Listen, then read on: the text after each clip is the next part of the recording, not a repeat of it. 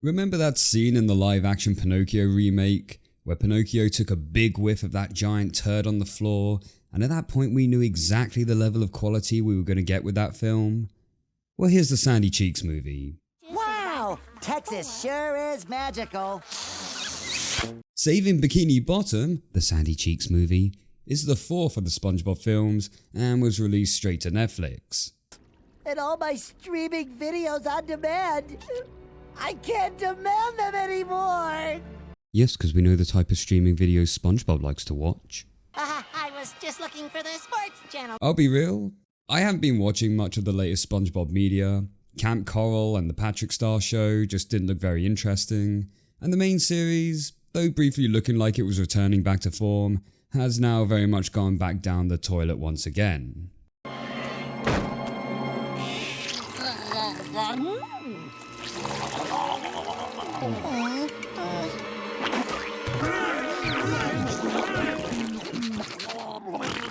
Oh, that's real nice. But I wanted to give this film a chance because even when the SpongeBob series hadn't been doing too great, the film's always held a higher quality. Sponged Out of Water was actually a pretty decent film, despite this being what the series was churning out at the time. And I guess that's because you're putting more budget into a feature film, not just with the animation, but also the writing, so you'd expect better quality. Plus it always irked me that Sandy originally had a scene in the first SpongeBob movie, which was ultimately cut in the final product. So I always wanted a film in which she'd get more of a spotlight role. Lesson of the day, kids. Be careful what you wish for. So, what's the plot? Well, Bikini Bottom is scooped out of the ocean by a company called Boots, which stands for the Bureau of Official Texas Science, which happens to be the company Sandy works for. Even though I swear it was established to be a different company in that one monkey episode, but whatever. Everyone is taken away except SpongeBob and Sandy, who venture to Texas in order to save Bikini Bottom. Alright, where do I start? This film is an absolute mess. I know more modern SpongeBob has been catering to a younger audience, but this feels like it's going all the way down to fetuses which are just about able to register light and sound. Apparently this film was also leaked prematurely in January, and I'm so glad I wasn't aware of this, otherwise it meant I would have had to have watched it twice. But apparently there was very little changes made from the January release, despite all the negative feedback. There is so much overstimulation in this film. It is just constantly in your face with cluttered visuals and obnoxiously loud noises. And I get it. This film is primarily aimed at children and SpongeBob is quite a high energy show, but you also need those in-between moments to allow the audience to catch their breath. Otherwise it is just noise, noise, noise, noise, noise, noise, noise. Smiling Friends, which is arguably the most bombastic high energy show out there right now, even that gets this right. Take the Spamtopia episode where Spamtopia is this high energy, loud, insane visual environment, but then we will cut back to the office in a dark room where our characters are just standing around having a mellow conversation. It's all about the balance. Whereas the Sandy Cheeks movie just doesn't give you that rest period. Every scene has to be in your face. Take this scene for example where Sandy is trying to explain her plan to save Bikini Bottom. We can't just have Sandy simply explaining her plan. Oh no. We also need to have SpongeBob doing a goofy little dance in the background making all these obscure noises, because Christ help us if the kids lost their attention span for more than 3 seconds. There are a lot of weirdly questionable moments in this film. I already mentioned SpongeBob sniffing the turd and how it reminded me of the Pinocchio remake, but if I'm going to be forced to give any credit to the Pinocchio remake, at least in that film, Pinocchio was repulsed by its odour, whereas here, SpongeBob is shown to actually enjoy it. There's another weird scene where SpongeBob is in a pool and he just starts randomly tickling people's feet whilst pulling this demented expression. Is this confirmation that Dan Schneider is back working at Nickelodeon? In one moment Sandy suddenly inflates to a large size due to a rattlesnake biting her, which probably should have killed her. I don't know if this is coincidence or whether I'm overthinking it, but there seems to be a bit of a weird fetish theme going on with this film. I mean, look at this film's poster. Sandy's there tugging on SpongeBob's dick, and he's not unhappy about the situation. Sandy is now also established to be a flying squirrel. This comes out of completely nowhere and has never been a thing beforehand. In the first episode she's introduced, she's specifically stated to be a land squirrel. One episode in her dream, Sandy is shown to need a parachute for skydiving. In the winter hibernation episode where Patrick and SpongeBob steal all her fur, there are no visible skin flaps. And whenever the show would portray her in live action, she was always presented as a regular land squirrel. Making Sandy a flying squirrel doesn't do anything. Sure, they use it as a way for the two to glide across Texas, but you know what you could have also used to glide across the air? Not a parakeet! Parrot!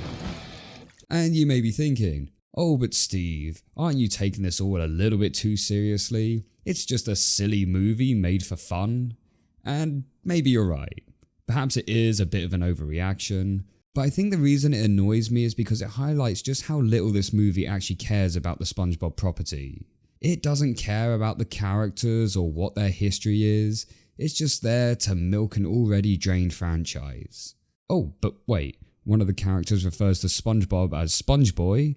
I'm so glad you brought our prize trophy, Spongeboy, to us. Get it? As that was going to be his original name before they changed it to SpongeBob? I take everything back. As you probably guessed, this film is a live action mix, and the third act is pretty much all live action. But my god, do the live action scenes suck.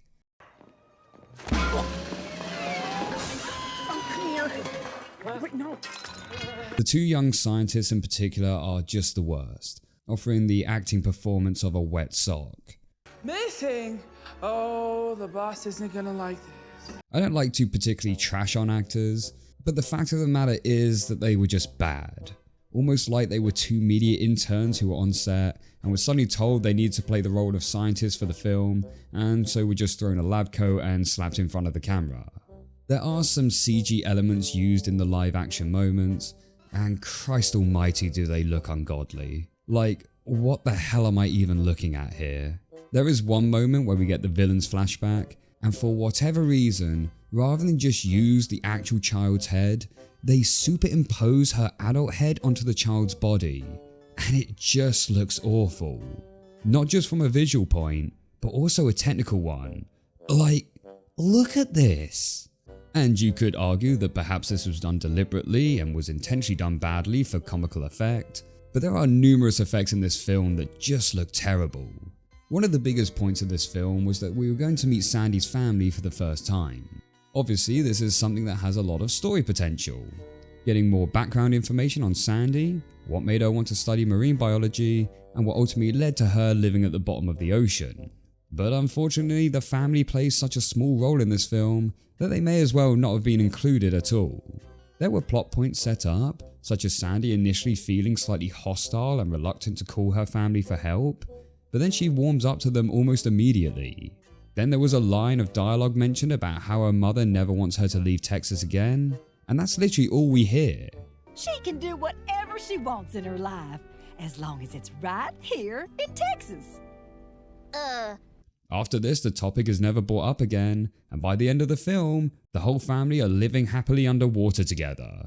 After the second act, where SpongeBob and Sandy leave the family to head onwards to save Bikini Bottom, they are never mentioned again right until the very end.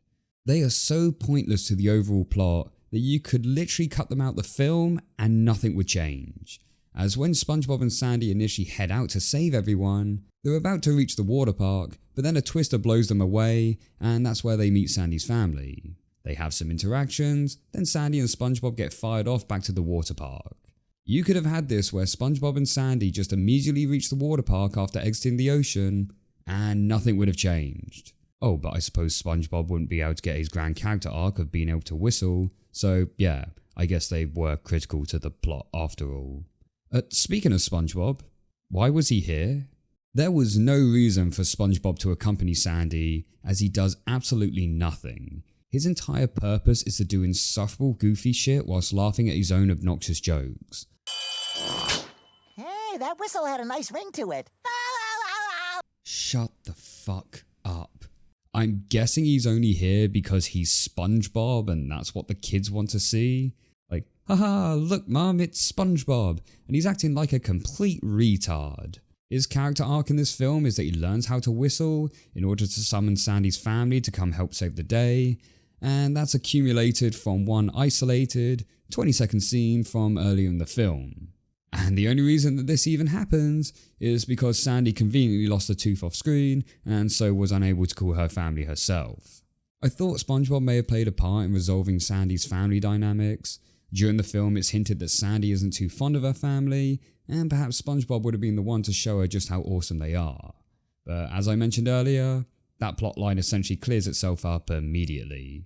You know what would have been a really cool idea for a Sandy-focused film? One that shows her life before Bikini Bottom. How she grew up, got into science, and ultimately deciding to leave her family in order to study marine biology in Bikini Bottom. And picture this as the final scene. When Sandy is settled in her tree dome, she heads out to explore the local area, and ends up getting into a fight with a giant clam. Everything goes dark as she gets swallowed by it, and as she slowly pries the clam jaws open, we see some light shine in from above, where she looks up and spots SpongeBob, where the film would end.